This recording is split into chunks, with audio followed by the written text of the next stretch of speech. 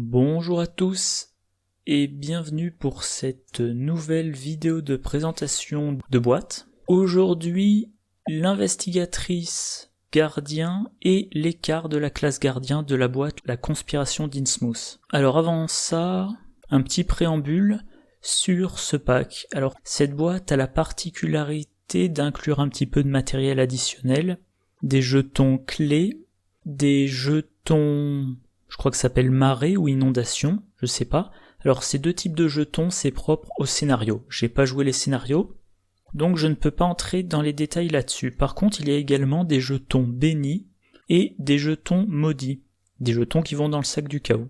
Et c'est une mécanique qu'il y aura tout au long du cycle. Alors je préviens déjà que, quand je commenterai des cartes qui utilisent ces mécaniques de jetons bénis, de jetons maudits, je serai souvent amené à dire on verra à la fin du pack si c'est si bien que ça ou pas. Parce que tant qu'on n'a pas l'ensemble des cartes qui par exemple profitent des jetons bénis, on sait pas trop si c'est vraiment si intéressant que ça d'en gagner. Voilà, alors les jetons bénis concrètement, c'est un jeton, vous le piochez lors d'un test, vous avez un +2, vous le retirez du sac immédiatement, vous le remettez dans votre stock de jetons bénis, et vous piochez un autre jeton. Donc c'est comme si vous aviez pioché... c'est comme vous avez l'effet du deuxième jeton et un +2 additionnel. Le jeton maudit, vous le piochez, vous avez un -2, vous le retirez immédiatement du sac du chaos et vous piochez un autre jeton. Donc dans les deux cas, c'est un modificateur additionnel, pour le béni c'est un +2, pour le maudit c'est un -2. Dans les deux cas, après l'avoir révélé, on le sort du sac du chaos et on révèle un autre jeton. Autrement dit, de base, c'est simplement que vous avez rajouté un jeton qui va augmenter ou diminuer de 2 le modificateur. Alors déjà, on met plus de jetons, mais si on le pioche, on en pioche un autre. Donc en fait, il me semble, intuitivement, j'ai pas refait les calculs mathématiques, il me semble que niveau chance d'avoir un jeton particulier, ça change rien. Voilà, la chance d'avoir par exemple un signe des anciens. Avant, vous aviez un signe des anciens sur 15 jetons.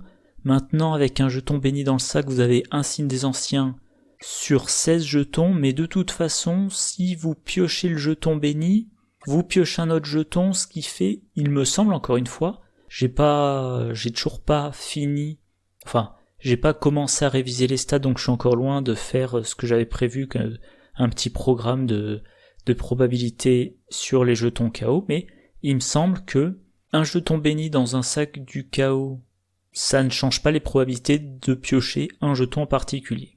Par contre, niveau résultat, il me semble, d'après ce que je vois dans les vidéos, d'après ce que je lis sur le forum non officiel, que les gens qui essaient de construire des decks très efficacement, ils réfléchissent à l'écart entre leurs compétences et la difficulté des tests. Ils vont par exemple se dire: je joue en standard, je suis en début de campagne, je dois être à 2 au-dessus de la difficulté, et comme ça je ne rate que sur le -3, le -4 et l'échec automatique, 3 jetons sur les 15, donc 12 chances sur 15 de réussir, ça fait 4 sur 5, voilà, 80%. C'est ça, 80%. En expert, on va se dire, il faut être à 4 au-dessus de la difficulté, et on échoue sur un -6, -8, ou un échec automatique. Et là, je raisonne sur le cercle brisé. Si je reprends le contenu du sac du chaos dans le cercle brisé, voilà, je pensais bien cadrer.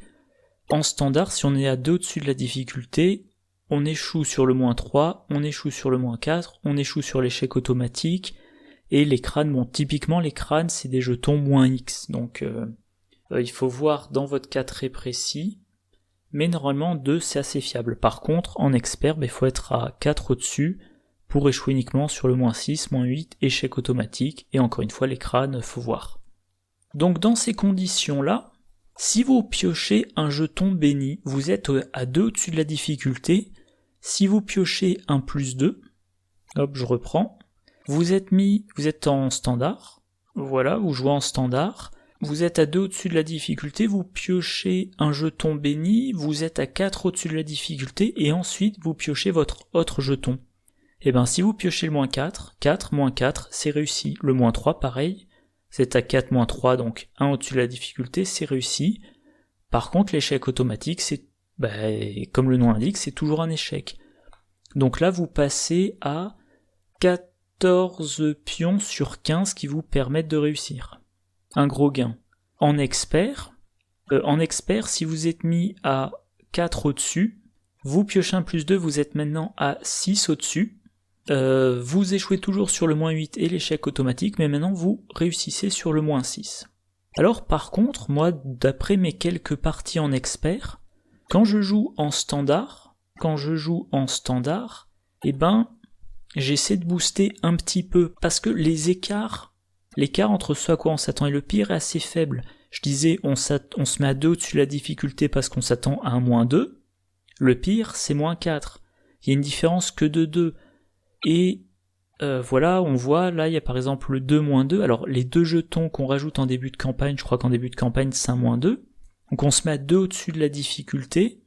Mais à côté de ça, on a quand même moins 1, 0, 0, plus 1 et le signe des anciens, qui en général vaut 0 ou plus. Si on n'arrive pas à se mettre à 2 au-dessus de la difficulté, qu'on arrive à se mettre seulement à 1 au-dessus de la difficulté, a priori on a 1, 2, 3, 4, 5, 6 jetons qui permettent de réussir, 6 sur 15, donc on a quand même encore une chance sur 3. Autrement dit, un jeton béni, ça fait que, en standard, tout passe. Donc si vous boostez normalement un test, c'est-à-dire vous mettez à 2 au-dessus de la difficulté et que vous avez un jeton béni, peu importe le jeton que vous tirez après, à l'exception de l'échec automatique, vous réussissez. Et pour tous les tests, avec un effet du style pour chaque point manquant, par exemple reste pourrissant, il est possible que on n'arrive pas à se mettre à 2 au-dessus de la difficulté, mais qu'on booste un petit peu pour ne pas avoir des conséquences trop graves.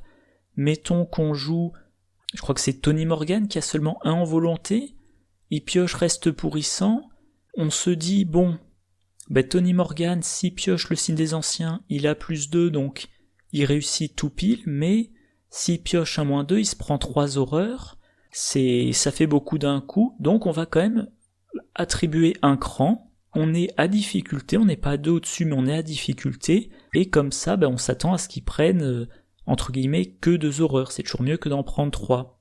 Et dans une situation comme ça, le jeton béni va bien vous aider. Parce que vous êtes à difficulté, vous piochez un plus 2, maintenant vous êtes à 2 au-dessus de la difficulté, vous attendez ensuite à piocher comme deuxième jeton un moins 2, et là, vous réussissez, et même si vous piochez un moins 4, vous avez échoué de 2, et c'est ce à quoi vous vous attendiez. Maintenant, si on est en mode expert, un test qu'on peut pas assurer, encore une fois, d'après mon expérience et d'après ce que j'ai lu, quand on joue en expert, on veut assurer les tests.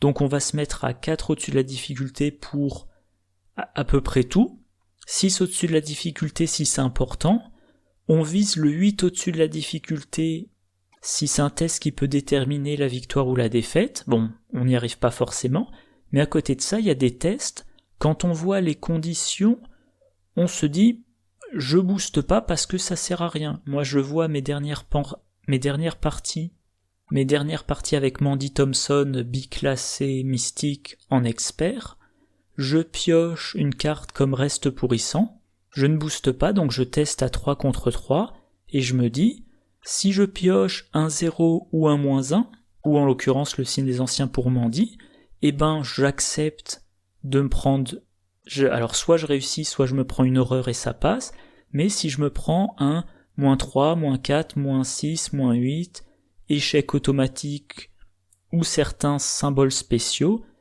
comme je devrais me prendre 3 horreurs, je joue nier l'existence et j'annule toutes les horreurs.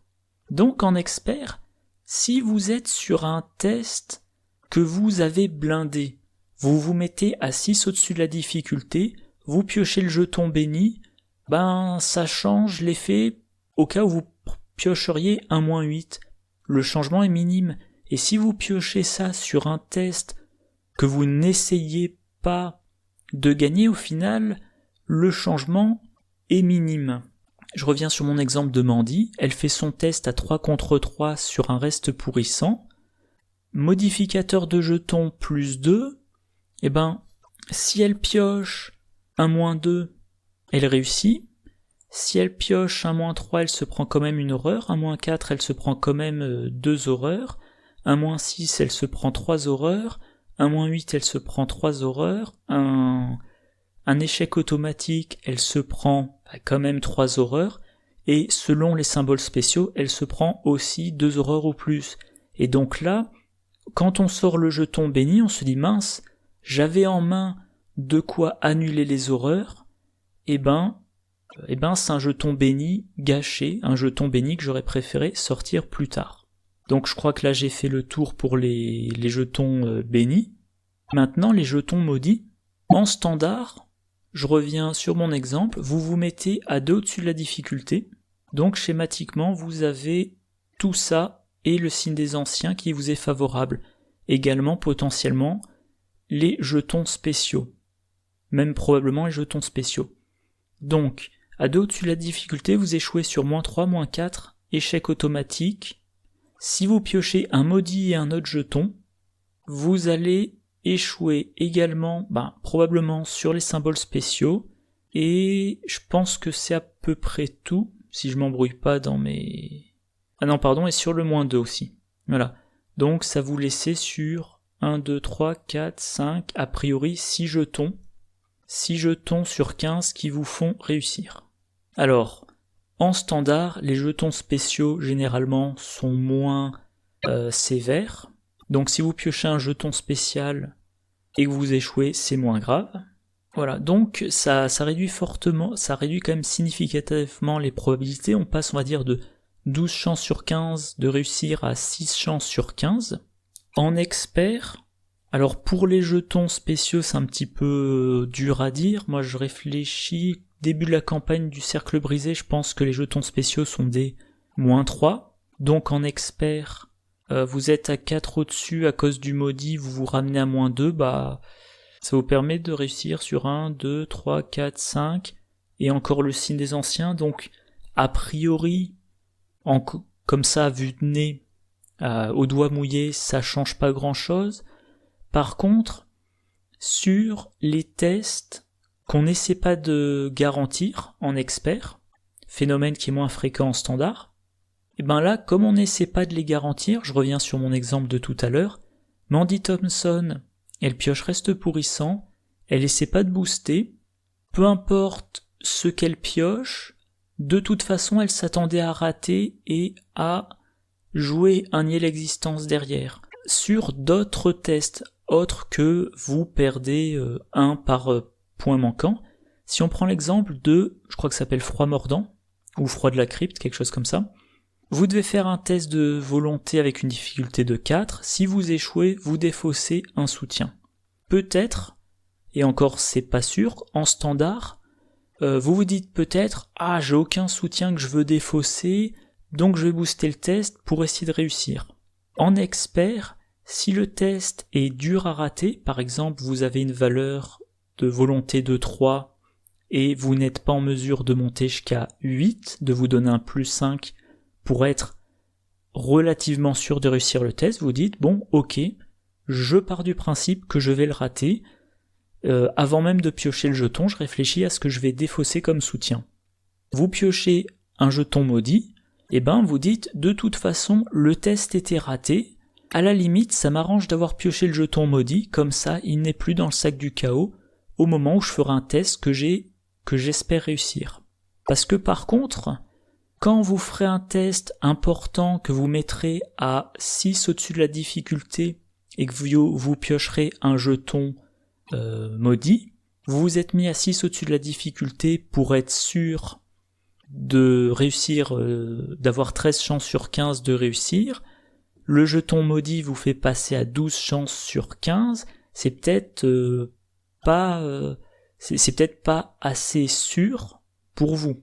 Voilà. Et bien évidemment, quand je dis après avoir révélé un jeton béni ou un jeton maudit, on en révèle un autre, on peut révéler un autre jeton béni ou maudit. C'est-à-dire que si vous n'avez pas de chance, vous allez révéler en un test 3 jetons bénis, vous avez un +6, être très largement au-dessus de la difficulté, réussir très largement, la plupart du temps, quasiment toujours, ça sert à rien.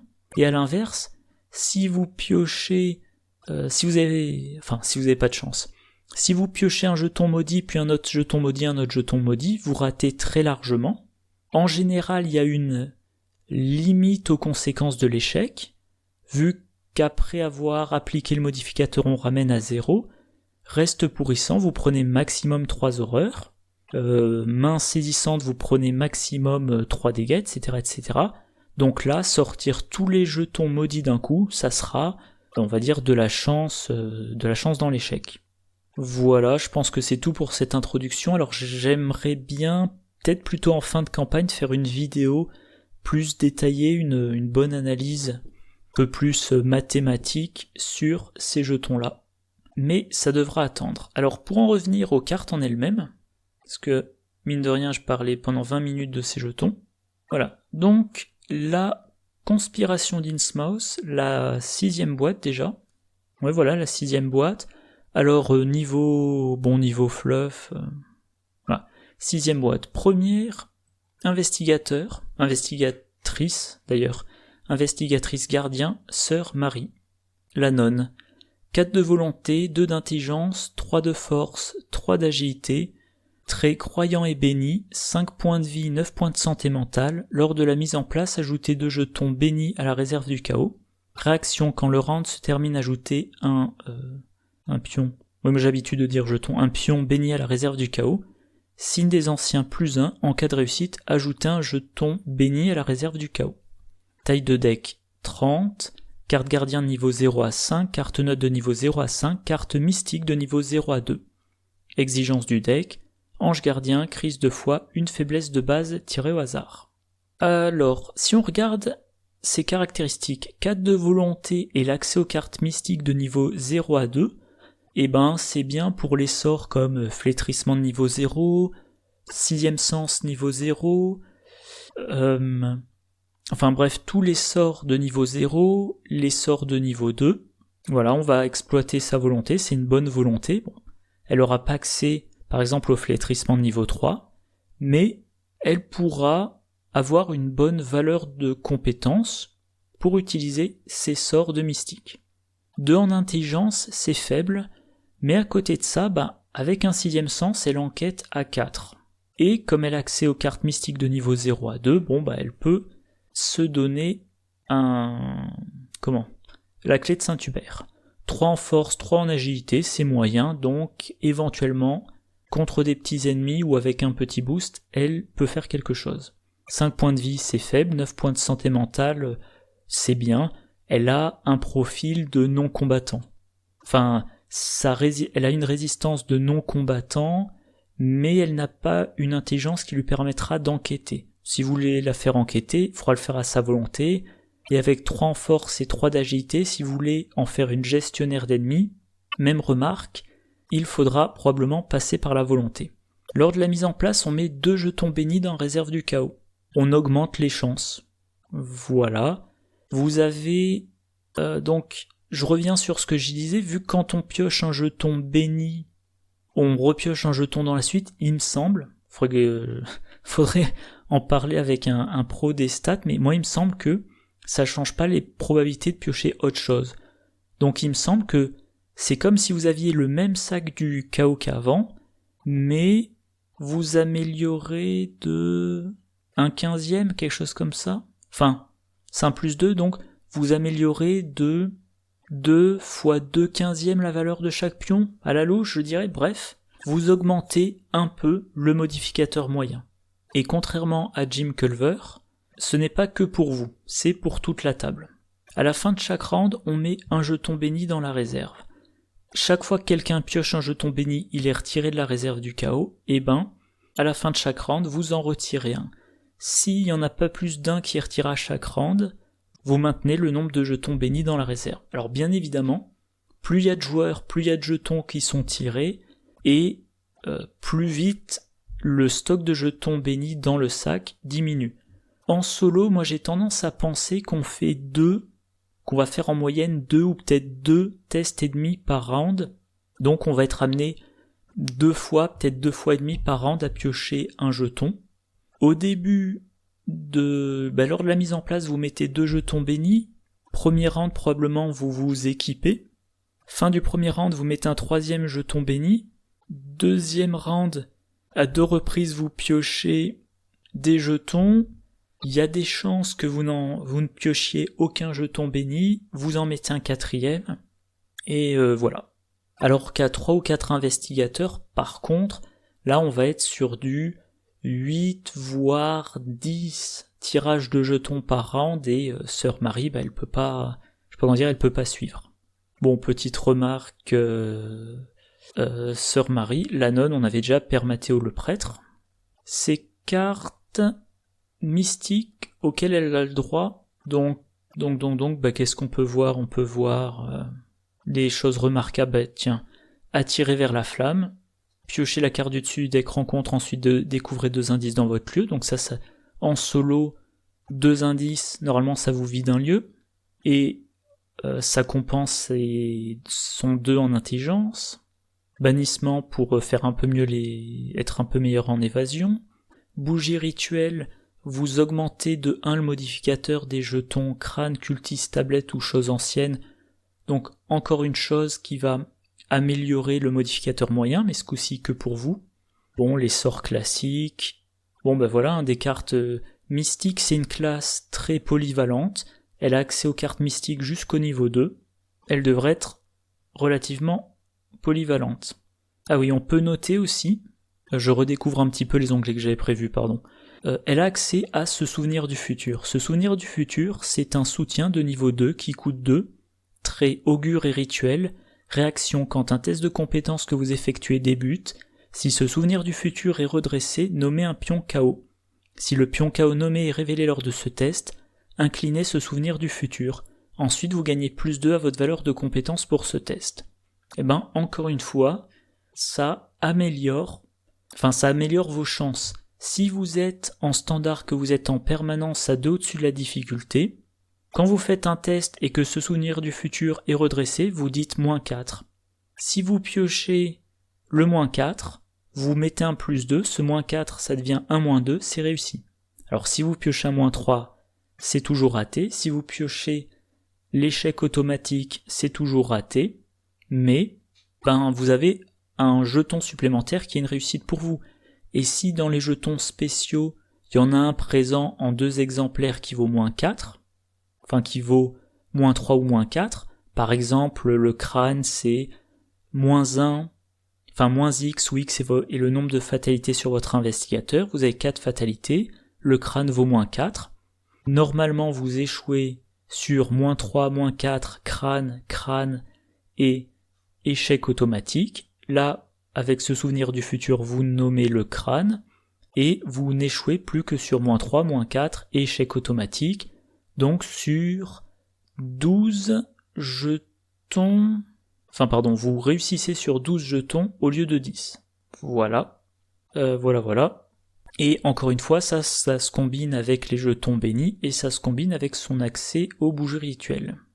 Sa carte signature, c'est Ange Gardien, un soutien qui coûte 2, qui a des icônes de volonté, de force et icônes libres. L'ange gardien peut se voir assigner les dégâts infligés aux autres investigateurs dans votre lieu et dans les lieux connexes. Réaction, quand n'importe quel nombre de dégâts sont assignés à l'ange gardien, ajoute un nombre égal de pions bénis dans la réserve du chaos. Alors, pour rappel, chez les gardiens, on a détermination exemplaire, un soutien de niveau 0 qui coûte 3. Ah oui, j'ai oublié de préciser, ange gardien, bien évidemment, a 3 points de vie et pas de points de santé mentale. Donc, détermination exemplaire, ça coûte 3 points de vie, 0 points de santé mentale. Détermination exemplaire peut se voir assigner les dégâts infligés aux autres investigateurs dans votre lieu. Donc, ange gardien, ça coûte 1 de moins, ou 1 tiers en moins si vous voulez. Ça marche dans un rayon d'un lieu. Alors évidemment en solo ça sert à rien de protéger, il n'y a pas d'autre à protéger. En duo, en général mes investigateurs sont dans le même lieu, ou éventuellement un lieu de distance. En trio ou en quatuor, je joue très rarement en trio et jamais en quatuor, mais il est probable que les investigateurs soient plus éparpillés. Mais toujours est-il que le gain de portée, le gain d'une portée de 1 lieu est appréciable. Et en plus de ça, pour chaque dégât assigné à l'ange gardien, on met autant de jetons bénis dans la réserve du chaos. C'est-à-dire que la carte, alors elle va pouvoir encaisser, on va pouvoir lui assigner 3 dégâts. Autrement dit, elle va permettre de mettre 3 jetons bénis dans le sac du chaos. Si on met les 3 d'un coup, à un moment donné, on a 3 jetons bénis supplémentaires dans le sac. Si on les met progressivement, il est possible qu'entre-temps, ils aient été piochés. Donc une carte, ouais, c'est sympathique, c'est pas enthousiasmant, mais c'est efficace. Ça peut protéger quelqu'un, ça peut complètement protéger quelqu'un d'un échec automatique sur main saisissante, par exemple. Ça met des jetons bénis dans le sac. Encore une fois, les jetons bénis dans le sac, ça améliore le modificateur moyen, donc ça augmente les chances de réussir les tests. Et puis, on a une investigatrice qui joue sur les jetons bénis. Voilà, ça contribue à sa mécanique. À noter que vous pouvez utiliser, si vous mettez dans le deck de Sœur Marie une copie d'engagement solennel, vous pouvez jouer cette carte chez un autre investigateur de votre groupe. Il va éventuellement à l'autre bout du plateau, il se prend des dégâts, et dès qu'il est dans votre lieu, il utilise engagement solennel pour attribuer a posteriori, pour transférer les dégâts sur Ange Gardien. Voilà. Alors le truc d'Ange Gardien, le truc avec Ange Gardien, c'est que, une fois que c'est vaincu, ça part à la défausse, alors on a envie de le soigner. Et j'ai regardé toutes les cartes qui ont soigné dans le texte et qui sont accessibles à Sœur Marie. Il y en a un certain nombre. Alors là-dedans, il y a du soin de dégâts et du soin d'horreur. Et je n'ai rien trouvé. Alors peut-être que quelque chose m'a échappé, mais je n'ai rien trouvé qui puisse soigner Ange Gardien. Parce que vous avez du soin d'investigateur, vous avez du soin d'allié, mais rien qui puisse soigner un soutien non allié. Voilà, par exemple, mélodie apaisante, parmi les investigateurs et ou les soutiens alliés. Alors il y a quelques options. Déjà il y a engagement solennel, mais ce coup-ci, si c'est joué par l'autre investigateur. Mettons que vous jouez Sœur Marie comme enquêtrice, encore une fois grâce aux cartes mystiques, et Tommy Muldoon comme combattant. Tommy Muldoon, il peut jouer engagement solennel, il va jouer la carte chez Sœur Marie, ensuite Sœur Marie, voilà, elle déplace un dégât qu'il y a sur l'ange gardien, elle déplace un dégât de l'ange gardien vers une carte contrôlée par Tommy Muldoon. Mais bon, dans ce cas-là, est-ce que c'est vraiment très intéressant? Le dégât aurait pu être mis directement sur la carte de Tommy Muldoon. Donc là, ça va être des calculs. Quand est-ce que Tommy a besoin de conserver son flic en patrouille? Quand est-ce qu'il veut qu'un de ses soutiens soit vaincu pour recharger Becky? Voilà. Et quand est-ce qu'on veut mettre un dégât sur l'ange gardien pour rajouter un jeton béni dans le sac? Du coup, la seule carte que j'ai trouvée... Alors attention, spoiler.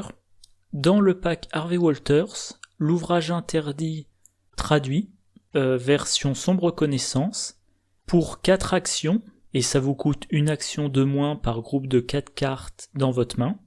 Inclinez l'ouvrage interdit, déplacez un dégât d'une carte joueur dans votre lieu vers un ennemi dans votre lieu.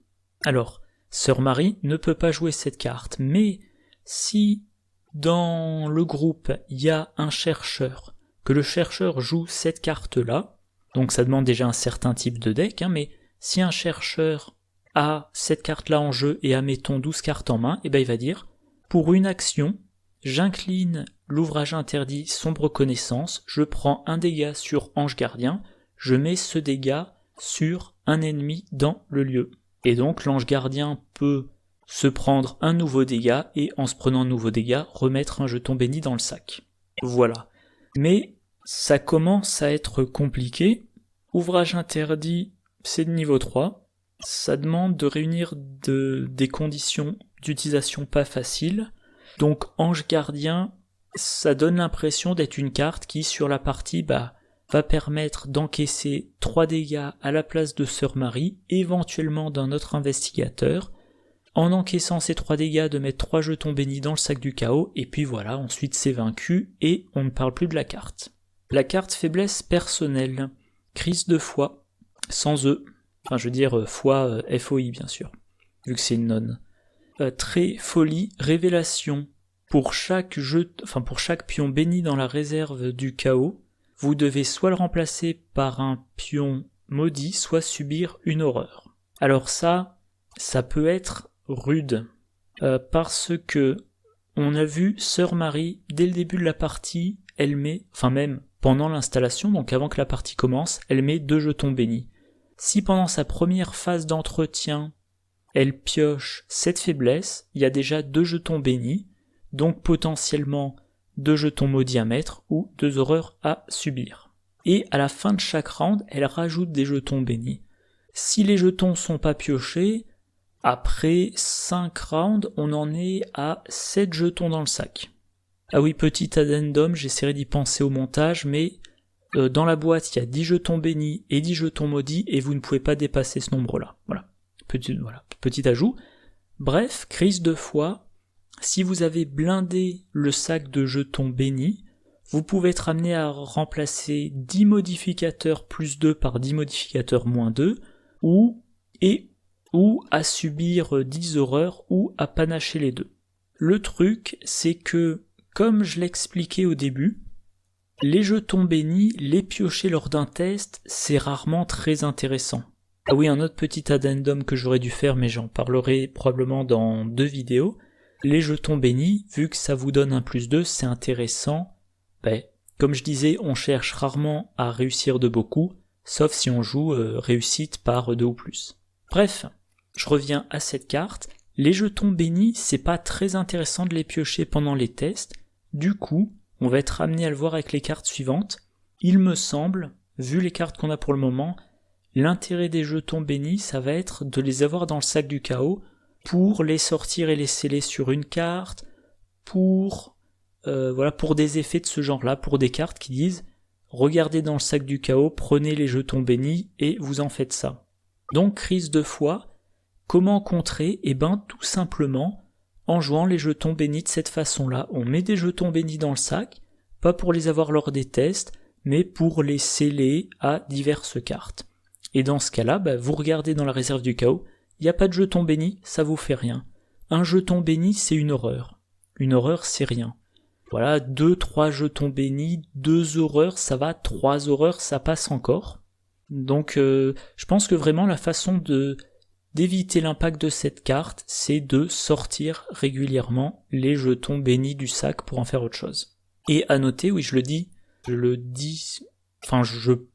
pense que je le dis souvent, et si c'est pas le cas, je devrais, il y a des faiblesses qui remontent, je pense à la boîte de base, qui coûtent 2 actions pour s'en débarrasser, et qui ont un effet continu, du style, à la fin de votre tour, subissez un dégât direct, ou à la fin de votre tour, subissez une horreur directe, ou qu'est-ce qu'il y a d'autre, si vous subissez une horreur, il se passe ça. Donc la carte vous fait courir un risque en continu, voire vous cause un effet négatif en continu, et il faut 2 actions pour vous en débarrasser.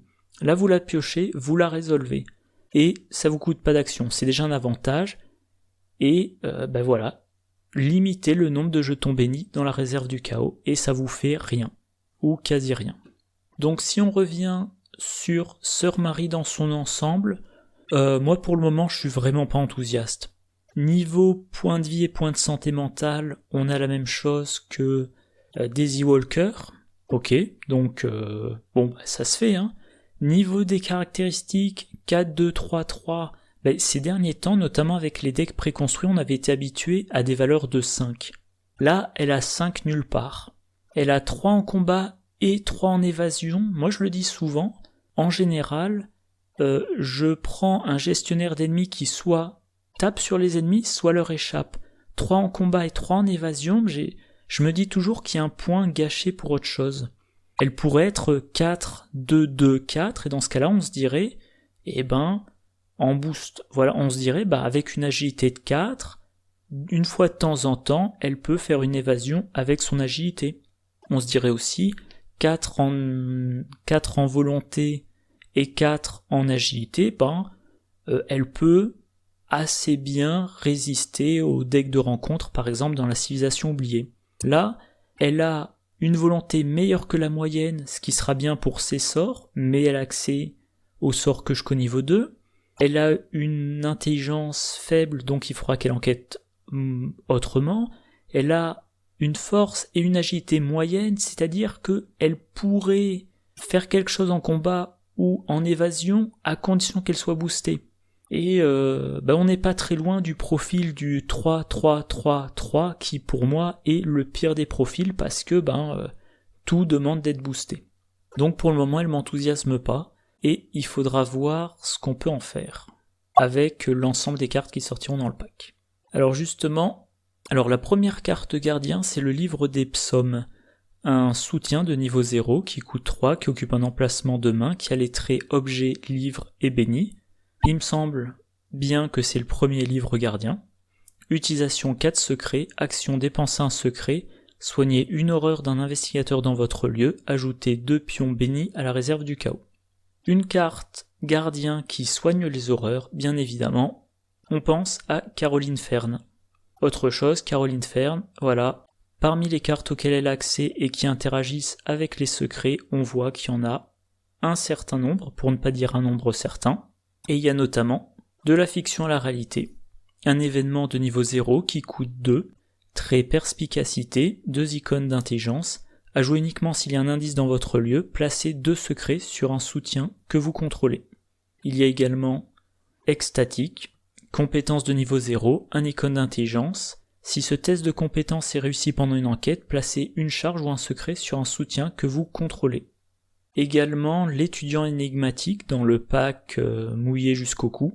Soutien de niveau 0 qui coûte 4, qui occupe un emplacement d'allié, trait allié et miskatonique. Utilisation 3 secrets. Action rapide, incliner l'étudiant énigmatique. Déplacer un secret ou une charge d'un soutien que vous contrôlez vers un autre soutien contrôlé par un investigateur dans votre lieu. Donc, le livre des psaumes, vous allez avoir besoin d'utiliser un emplacement de main. Les gardiens sont généralement des combattants, ils ont besoin de leurs mains pour leurs armes. Donc ça va pas intéresser la majorité des gardiens. Utilisation 4 secrets, il faut dépenser une action et un secret pour soigner une horreur. Donc on dépense 3 ressources. On joue la carte, ça fait une action. On utilise la carte 4 fois et ça permet au total de soigner 4 horreurs pour 5 actions et 3 ressources, mais par contre au total on aura ajouté 8 pions bénis dans le sac. Moi je pense pour le moment que c'est limité à Caroline Fern, parce que c'est le seul investigateur que j'imagine avoir envie régulièrement de soigner des horreurs. Vous jouez Caroline Fern plutôt à 3 investigateurs voire 4, vous la dédiez aux soins d'horreur ou vous lui donnez également un petit rôle par exemple de recherche d'indices. Elle utilise le livre des psaumes, voilà, elle le pose en jeu, elle soigne 4 fois, ensuite elle le recharge donc avec une des cartes que j'ai montrées, elle peut soigner. En soignant les horreurs, elle protège les autres investigateurs et elle-même. Elle fait gagner des ressources à l'ensemble des investigateurs et il y a en plus l'effet d'ajouter les jetons bénis. Alors que si on prend la carte dont le nom m'échappe là tout de suite, je crois que c'est clarté, ça doit être clarté de l'esprit, voilà, clarté de l'esprit, la version de niveau 0, ça coûte 2, ça a 3 charges, on dépense une charge, on soigne une horreur. Voilà, clarté de l'esprit, alors ok ça coûte moins cher, mais bon c'est utilisable moins de fois, c'est une utilisation et demie par ressource. Là le livre des psaumes c'est 1,33 par ressource, mais on a en plus les jetons bénis et on a de la facilité de recharge, je trouve. comme je le disais, voilà, de la fiction à la réalité, pour 2 ressources, on a 2 utilisations de plus du livre, et chaque utilisation fait gagner une ressource. Avec Ecstatic, il suffit de réussir une enquête. Avec l'étudiant énigmatique, on paye 4. On a un allié qui peut se prendre 2 horreurs et qui va être vaincu par la 3e horreur et qui donne 3 utilisations de plus. 3 utilisations de plus du livre des psaumes, encore une fois, c'est 3 ressources de plus et c'est combien? C'est 2 d'un coup? Voilà, c'est 6 jetons bénis de plus. Donc pour l'immédiat, je dirais, le livre des psaumes, c'est à réserver à Caroline Fern. Là, l'âme bénie, c'est un soutien de niveau 0 qui coûte 3, qui occupe un emplacement de main. Trait, objet, arme, corps à corps béni. Action, si la lame bénie est redressée, combattre, vous gagnez plus 1 en force pour cette attaque. Si un jeton béni ou signe des anciens est révélé lors de cette attaque, elle inflige plus 1 dégât. Avant de révéler le ou les pions KO pour cette attaque, vous avez le droit d'incliner la lame bénie pour ajouter un pion béni dans la réserve du chaos. Eh ben, je crois que c'est Man from Lang dans sa vidéo avec Nate Winslow, je crois que ça s'appelle, sur la chaîne Lost in Time and Space. Tous les deux disaient cette carte, elle est nulle. Effectivement, moi quand je vois cette carte, ça me rappelle le couteau. Le couteau de la boîte de base, il coûte 1. Quand on combat, on a plus en force, et c'est tout. Et il faut le défausser pour avoir plus d'en force et infliger plus en dégâts. Là, vous avez un soutien qui quand même coûte 3. De base, vous combattez à plus en force et vous n'infligez qu'un dégât. Pour infliger un 2e dégât, il faut révéler un jeton béni ou un signe des anciens. Et vous avez aucune certitude d'y arriver. Alors vous avez la possibilité d'ajouter un jeton béni avant de piocher le jeton, donc augmenter légèrement votre chance d'infliger un 2e dégât, mais pour ça il faut incliner la carte. Si vous l'inclinez, vous ne pouvez plus réattaquer avec. Même comme arme secondaire, je vois pas. Je n'en vois pas l'intérêt. À la limite, ça peut être votre arme tertiaire. Vous avez un gardien combattant, vous lui mettez une machette pour infliger les dégâts 2 par 2 au corps à corps, vous lui mettez un pistolet pour les ennemis qui sont sensibles aux armes à feu, et la lame bénie, vous la gardez pour les tout petits adversaires de rien du tout, avec l'idée par exemple, oh tiens j'ai un rat à tuer, j'ai besoin de lui faire qu'un dégât, j'attaque à la lame bénie, j'incline, je mets un jeton béni dans la réserve du chaos, et j'espère surtout ne pas piocher de jeton béni, et comme ça j'ai profité de mon attaque pour mettre un jeton béni dans le sac. Mais bon, dans ce cas-là, il vous faut la bandoulière pour mettre la lame bénie, pour une fois de temps en temps mettre un jeton béni dans le sac. Moi je trouve ça très très mauvais. Et il me semble que j'allais dire un autre truc. Ah oui, pour moi il y a une grosse, et il me semble que Nate et Man from Lang le disaient, pour moi il y a un gros raté sur cette carte. La lame bénie, elle n'est pas relique. Alors selon le nombre de campagnes que vous avez jouées, vous savez qu'il y a des ennemis, ils sont plus sensibles aux armes reliques, ils vont avoir par exemple moins de combats quand on les attaque avec une relique, ou alors un effet du style, si les dégâts, alors déjà ça ne peut être blessé que par une relique, ou des effets du style, s'il est vaincu mais pas par une arme relique, et bien blablabla. Donc là on a une sorte de couteau glorifié qui coûte 3 fois plus, il coûte 2 ressources de plus, ça fait 3 fois plus, et il n'est même pas relique. C'est-à-dire que, alors c'est pas un gros spoiler, si vous jouez la campagne de Carcosa que vous tombez face à un poltergeist, vous ne pouvez même pas compter sur la lame bénie. Ça c'est un truc, alors on joue ou on joue pas les tabous, mais ça je pense que c'est un truc sur la liste des tabous, la prochaine ça serait bien qu'ils rajoutent relique à cette carte, qui pour le moment est pour moi complètement inintéressante. Carte suivante. Voilà, carte suivante, rituel de sanctification. Un soutien gardien qui est de niveau 0, comme toutes les cartes du pack, qui coûte 0, qui occupe un emplacement d'arcane, très rituel et béni. Ah, petite digression, j'aurais dû en parler plus tôt, c'est peut-être pour ça qu'il y avait un onglet sur Père Mathéo. Il y a beaucoup de cartes bénies en gardien. C'est peut-être même le cas de toutes d'ailleurs, je vais regarder rapidement. Ça c'est béni, ça c'est béni, ça c'est béni, oui. Les 4 cartes bénies, les 4 cartes gardiens du pack sont bénies, ce qui veut dire que Père Mathéo peut, toutes les jouer. Il peut jouer toutes les cartes bénies jusqu'au niveau 3. Un truc que j'aurais dû dire tout à l'heure. J'en reviens, Rituel de sanctification, donc trait rituel et béni. Scellé jusqu'à 5 jetons bénis. S'il n'y a pas de pion scellé sur le rituel de sanctification, défaussez-le.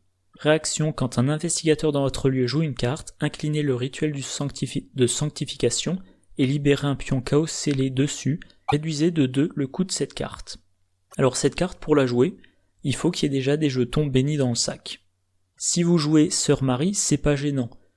Mise en place, vous en mettez 2, première action, vous pouvez jouer le rituel de sanctification, et vous avez déjà 2 occasions de réduire de 2 le coût d'une carte. À condition, bien sûr, que les jetons bénis... Non, pardon, je dis une bêtise, oui. Sœur Marie, première action, vous jouez le rituel de sanctification, vous prenez les 2 jetons bénis, vous les mettez sur cette carte. Vous avez 2 réductions de 2. Alors, utilisable sur 2 rounds différents, vu qu'il faut incliner la carte. Par contre, il faut les jetons bénis dans le sac.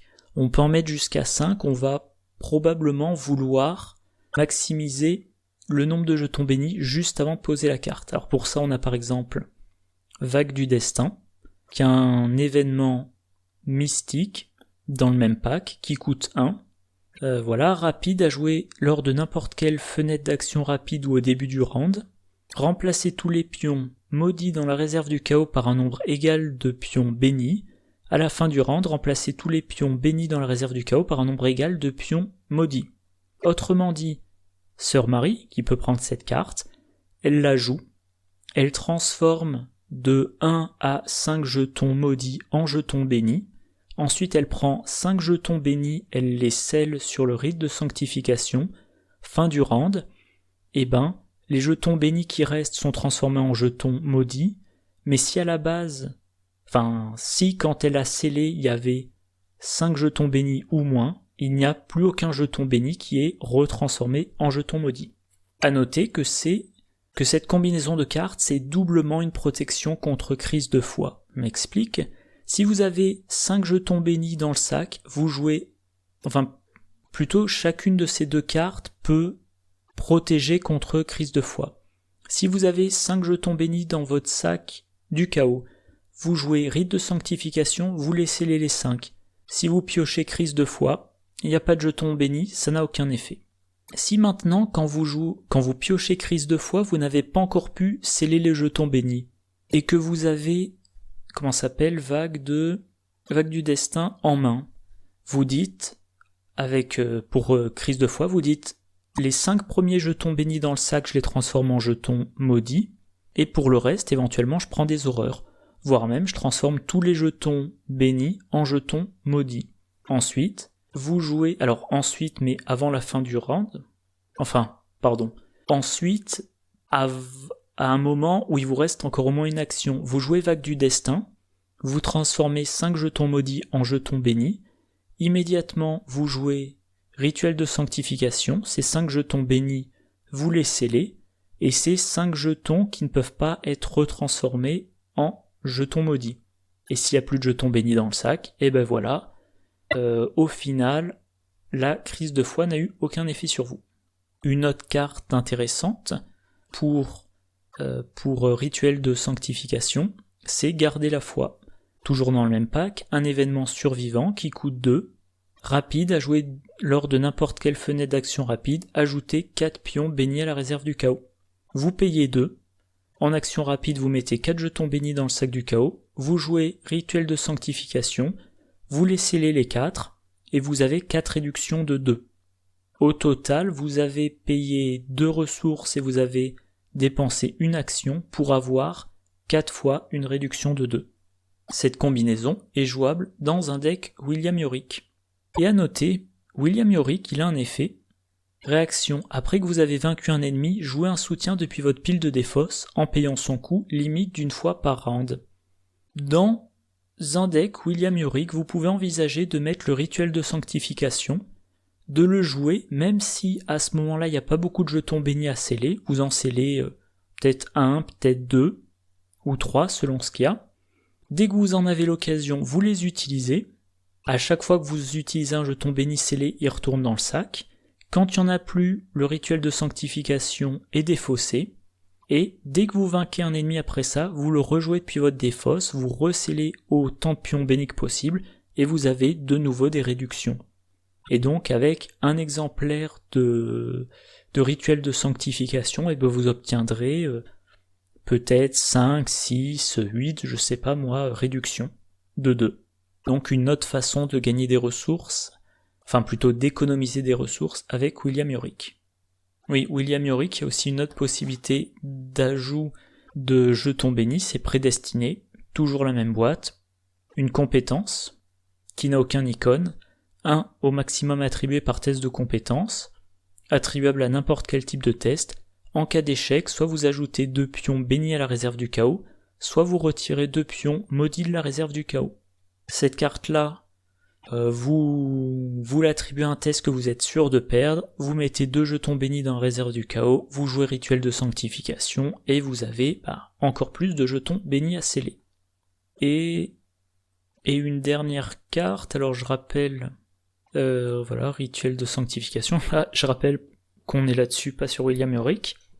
Dans ce pack, on a, voilà, tenter le sort, un événement de niveau 0 qui coûte 0, qui est neutre, trait chance bénie et maudit, rapide à jouer lors de n'importe quelle fenêtre d'action rapide, ajouter 3 jetons maudits à la réserve du chaos, ensuite ajouter 3 jetons bénis à la réserve du chaos et piocher une carte. Vous mettez 3 jetons bénis que vous pouvez sceller sur le rituel de sanctification.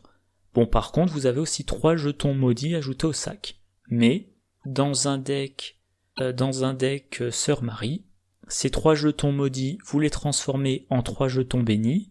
Vous avez donc maintenant 6 jetons bénis, vous en scellez 5, il reste un seul jeton béni, et vous le transformez en jeton maudit à la fin du round. Voilà. Donc, rituel de sanctification, pour conclure, l'effet est très bien. Vous allez diminuer de 2 le coût d'une carte. Or, en gardien, il y a des cartes chères. Les gardiens aussi, généralement, en tout cas, tels que moi je les joue, ouais, tous les gardiens combattants, sauf Nathaniel Cho, ont généralement besoin d'avoir des cartes assez chères en jeu. Là, vous avez une carte qui va diminuer de 2 le coût. Et au moment où vous faites cette diminution de coût, vous remettez dans le sac un jeton béni. L'inconvénient, c'est que vous devez, au départ, avoir 5 jetons bénis à sceller. Dans un deck Sœur Marie, c'est pas un problème parce que même au moment où vous effectuez votre première action de la partie, il y a déjà 2 jetons bénis dans le sac. Mais dans les autres decks, il faudra voir si vous avez des combos avec d'autres cartes qui mettent des jetons bénis dans le sac. Voilà. Dernière carte gardien du pack, de la boîte, Main du Destin, un événement de niveau 0 qui coûte 3, trait sort et béni, rapide, à jouer quand un ennemi attaque un investigateur dans votre lieu. Annulez cette attaque, ensuite ajoutez à la réserve du chaos un nombre de pions bénis égal à la somme des valeurs de dégâts et d'horreur de l'ennemi attaquant. Donc c'est une annulation d'attaque comme esquive. Esquive, ça coûte 1. Voilà, rapide, à jouer quand un ennemi attaque un investigateur dans votre lieu, annulez l'attaque. Là, pour 2 de plus, vous mettez des jetons bénis dans la réserve du chaos. Vous en mettez un nombre qui correspond à la somme des valeurs de dégâts et d'horreur. Moi je dirais que ça va être généralement 2 jetons bénis. Peut-être 3. Alors par contre, c'est pas un ennemi non élite. Esquive non plus, mais c'est pas un ennemi non élite. C'est-à-dire que vous pouvez jouer ça contre des ennemis élites qui pour certains ont des valeurs de dégâts et d'horreur monstrueuses. Alors, je les connais pas tous en tête et je vais pas vous les montrer pour éviter les divulgachages, mais c'est possible contre un ennemi élite que ça vous permette de mettre 6 jetons bénis dans le sac d'un coup. C'est la même chose qu'esquive. Est-ce que payer 2 pour 2 jetons bénis ça vaut le coup? 2 jetons bénis sur rituel de sanctification, c'est 2 réductions de -2 par exemple. enfin 2 réductions de 2, donc un gain de 2. Voilà, faut encore une fois mettre des jetons bénis dans le sac. Je trouve que c'est intéressant si vous savez ce que vous allez en faire ensuite. Mais par contre, voilà, sur la carte, annuler. Un pouvoir d'annulation, bien évidemment, ça fait penser à Diana Stanley et sa réaction. Après qu'une carte que vous possédez a annulé ou ignoré un effet de carte ou un effet de jeu, s'il y a moins de 5 cartes face cachée sous Diana Stanley, placez cette carte face cachée sous Diana Stanley, piochez une carte et gagnez une ressource, limite d'une fois par phase. Diana Stanley qui a accès aux cartes gardiens de niveau 0 à 2. Donc, Diana Stanley, si elle joue cette carte, il faut qu'elle paie 3 ressources. C'est pas rien, mais voilà, sa capacité est une source de ressources. Elle annule, elle va mettre un certain nombre de pions bénis dans le sac du chaos. Comme elle a annulé, elle met la carte sous sa carte investigateur, ça booste sa volonté, elle pioche une carte, donc une solution pour plus tard, elle gagne une ressource pour payer une solution plus tard, et elle a mis dans le sac du chaos 2 jetons bénis qui augmentent ses chances de réussir ses tests. Donc je trouve qu'en début de partie dans un deck Diana Stanley, ça peut être bien. Qu'elle soit spécialisée en combat ou pas, c'est le début de la partie, elle a une volonté faible, même avec un flétrissement de niveau 3, elle est pas sûre de réussir ses attaques. Elle joue main du destin, déjà elle elle annule l'attaque, elle se booste sa volonté, elle booste le sac du chaos, et maintenant elle a plus de chances de réussir ses attaques. Pas de beaucoup, mais quand même plus de chances. Il est temps du récapitulatif. Sœur Marie, c'est l'investigatrice qui joue avec les jetons bénis. Au début de la partie, 2 jetons bénis, à la fin de chaque round, 1 jeton béni, elle elle pioche le signe des anciens et elle réussit un test, 1 jeton béni dans le sac du chaos, voilà. Elle augmente les chances de réussite des tests de toute la table. Si autour de la table il y a un investigateur qui joue méga test, ou réussite par 2 ou plus, c'est bien, mais sinon je suis toujours pas convaincu. Des cartes gardiens de niveau 0 à 5, mais elle a pas un profil de combattante. Alors avec les cartes gardiens on pourra en faire une enquêtrice, mais elle a que 2 en intelligence, donc si elle a pas une carte pour trouver un indice sans test, elle est mal barrée. Elle a une volonté de 4, mais elle a accès aux cartes mystiques que je qu'au niveau 2, donc pour le moment je suis pas du tout enthousiaste. On verra avec la suite du cycle. Ange gardien, c'est un très bon détermination exemplaire. Vous allez pouvoir mettre sur cette carte 3 dégâts infligés à n'importe quel investigateur dans le lieu de Sœur Marie, y compris elle, ou dans un lieu connexe. À chaque fois, pour chaque dégât, vous mettez un jeton béni dans la réserve du chaos. Par contre, il y a une carte, voilà. En tout cas, moi j'ai compté une seule carte qui peut retirer les dégâts d'Ange Gardien. Donc c'est une carte... c'est pas une carte à usage unique, mais ça va marcher que sur 3 dégâts. Donc c'est bien, mais on n'a pas l'impression d'avoir affaire à une... C'est pas enthousiasmant, on n'a pas l'impression d'avoir affaire à une carte qui va avoir un gros impact sur toute la partie. Crise de foi, c'est une traîtrise. Alors l'avantage, c'est qu'elle ne vous pourrit pas votre partie, vu que vous la défaussez dès que vous l'avez résolue. Ça vous coûte pas d'action. Par contre, ça peut...